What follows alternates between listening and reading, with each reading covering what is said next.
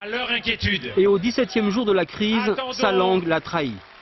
le Conseil constitutionnel qui prendra sa démission demain, qui prendra sa décision demain. Impassible, Dominique de Villepin Et se reprend et affronte les rires et le chahut de l'opposition. En confondant démission et décision, avec ce lapsus, il transforme les députés en apprentis psychologues sur son cas. Donc il y a des inquiétudes sur ces deux. Je pense qu'il est préoccupé de son destin personnel, alors qu'on lui parle en CPE, nous lui parlons retrait, il pense démission.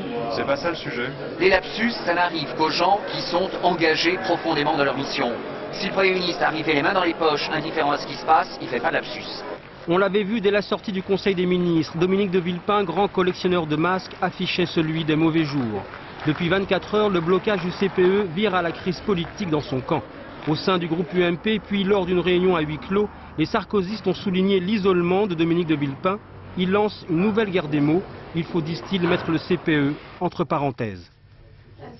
Au lieu de le faire dans le stress, dans la crispation, faisons-le plutôt en tentant de détendre l'atmosphère, parce qu'une atmosphère tendue, franchement, la France n'en a pas besoin aujourd'hui.